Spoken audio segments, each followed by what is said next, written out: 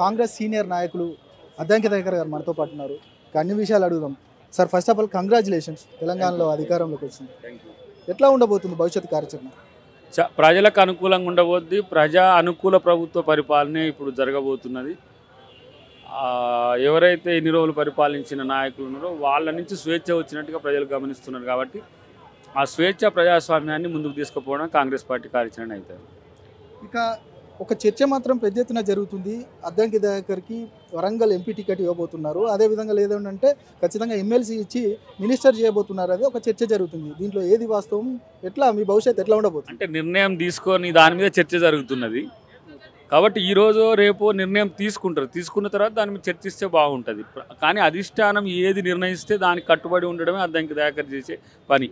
ఒక క్రమశిక్షణ కలిగిన కాంగ్రెస్ కార్యకర్తగా నా యొక్క విధి అధిష్టానం యొక్క నిర్ణయాన్ని ఫాలో కావడం తప్పితే దేనికి నేను ఫిట్ అవుతాను అనుకుంటే వాళ్ళు దానికి చేయొచ్చు. ఇప్పుడు చాలామంది మంత్రి అని అంటున్నారు, కొంతమంది ఎంపీ అంటున్నారు, కొంతమంది ఎమ్మెల్సీతోనే అంటున్నారు, కొంతమంది ఇంకోటి ఏదో అంటారు. ఏది ఉన్నా నా విషయంలో నాకు పర్టికులర్ హామీ అనేది ఏఐసిసి పిసిసి పరంగా లేకున్నప్పటికి కూడా ఓవరాల్గా పబ్లిక్ మీటింగ్స్లో పెద్దలు మాట్లాడిన దాన్ని రాటిఫై చేస్తారని నేను అనుకుంటున్నా. చెయ్యాలని డిమాండ్ కూడా లేదు.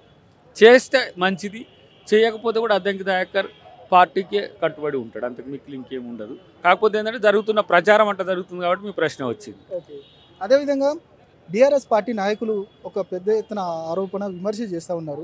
ఇక ఈ ప్రభుత్వం ఉండదు, 6 నెలల్లో మేమే రాబోతున్నాం అంటూ కూడా కడియం శ్రీహరి పర్టికులర్గా చెప్తున్న పరిస్థితి. దీన్ని ఎట్లా చూస్తారు?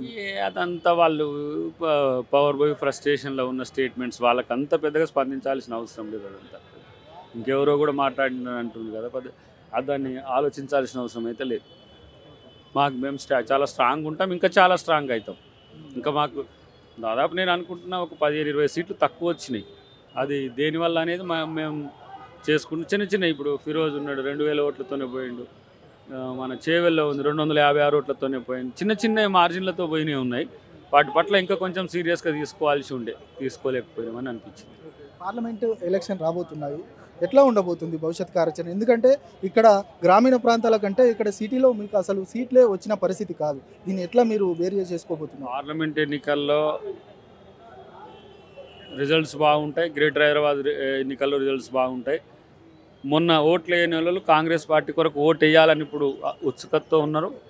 వాళ్ళు ఓట్లు వేయడం కోసమని వెతకడమే కాదు, ఓట్లు మా పథకాలకు మా పనితీరుకు ప్రజలు వేయడానికి సిద్ధంగా ఉంటారు. మీరు భవిష్యత్తులో చూస్తారు.